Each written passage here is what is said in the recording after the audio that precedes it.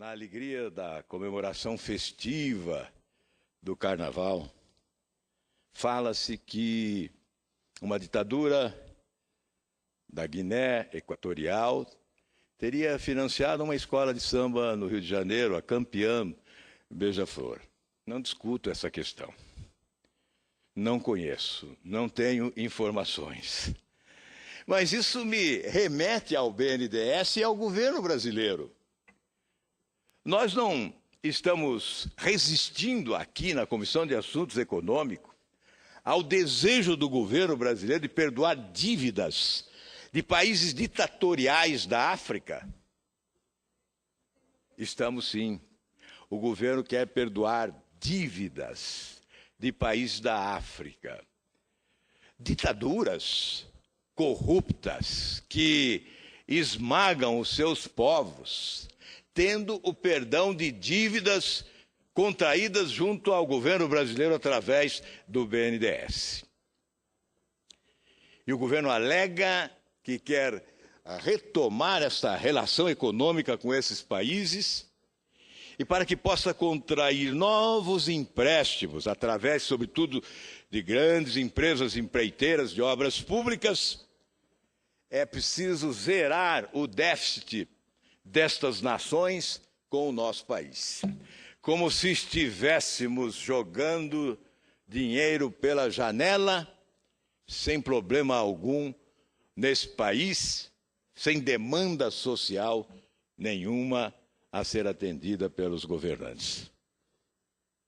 E, além disso, o que nos remete a essa discussão hoje é a existência de empréstimos que se sucedem. Há países que se distanciam muitas vezes da postura ética no momento da execução de obras públicas financiadas pelo BNDES através dessas empresas empreiteiras. A Transparência Internacional, em determinado momento, nos alertou para a hipótese de estar o Brasil estimulando a corrupção internacional e, desta forma, afrontando acordos celebrados no sentido de combater a corrupção internacional. E como se daria o estímulo à corrupção nesses países com obras financiadas pelo BNDES? As obras são entregues, é o que se propala, àquelas empresas empreiteiras que chegam com os recursos para a sua execução. E, nesse caso, a licitação não prepondera. Não há nenhuma preocupação com a seriedade e correção dos procedimentos no ato de escolha de quem realiza a obra, dando margem ao surgimento de empresas que se organizam paralelamente para o repasse de recursos e ocultação de valores de forma desonesta, incluindo aí o pagamento de propina a burocratas de outras nações. Esta foi uma preocupação suscitada pela Transparência Internacional em determinado momento, quando desta tribuna nos pronunciamos a respeito desses empréstimos. Seria este um dos componentes mais graves na análise desta questão e que está a exigir a instalação urgente de uma comissão parlamentar de inquérito, que antecipe o trabalho que certamente virá como consequência da CPI através do Ministério Público Federal, Polícia Federal e Justiça Federal. O know-how está sendo adquirido aos poucos por estas instituições valiosas que consagram a reputação com a independência que adotam nos procedimentos atuais.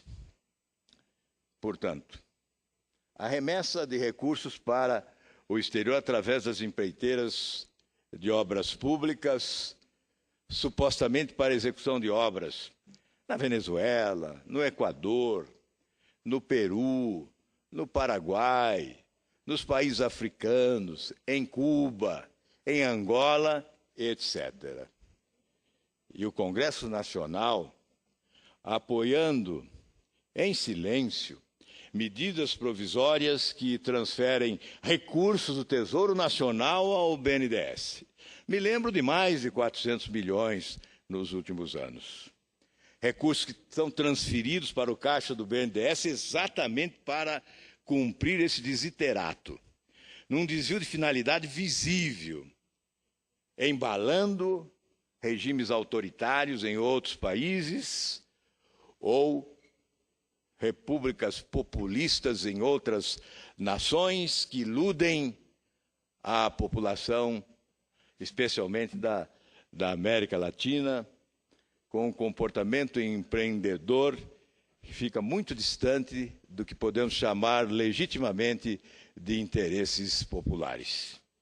Enfim, senhor presidente, senhores senadores, nós temos um mandado de segurança no Supremo Tribunal Federal que diz respeito a este tema. Depois de insistirmos, utilizando-nos, meu caro líder Cunha Lima, da Lei de Acesso à Informação para a obtenção das informações sobre os empréstimos denominados de sigilosos, com aquela tarja vermelha de sigilo, empréstimos a Cuba e a Angola, sem que a população do país que paga impostos possa saber para quê, com que objetivo, com que prazo de carência, com que taxa de juro e qual a hipótese de retorno desses recursos, quais as vantagens do governo brasileiro e do povo brasileiro nesses empréstimos. Alegou, ao responder o governo da União, que esses empréstimos obedecem à legislação daqueles países.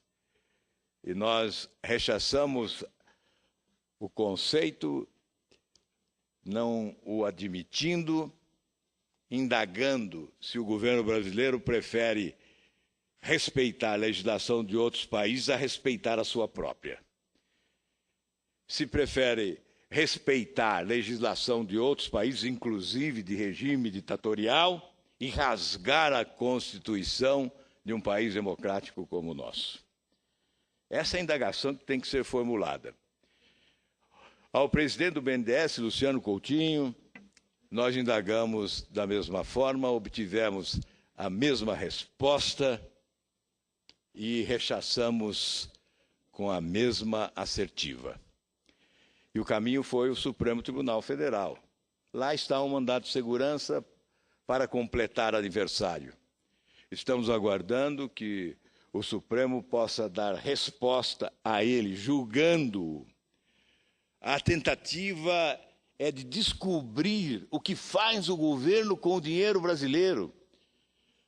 Ora, se um parlamentar não tem mais o direito de obter informações do Poder Executivo a respeito dos seus negócios que deveriam ser públicos e transparentes, o que fará a oposição num país com essa característica democrática ímpar? É por isso que dizem que a pior ditadura é aquela que vem travestida de democracia. Se nós não podemos informar ao povo brasileiro que trabalha duro e paga impostos, o que o governo faz com o seu dinheiro, o que fazemos aqui? Essa é uma indagação necessária.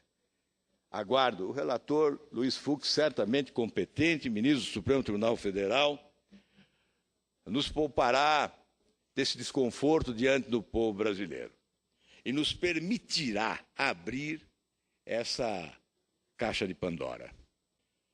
Enfim, é direito, sim, da nossa gente saber o que faz o governo do país com o seu dinheiro.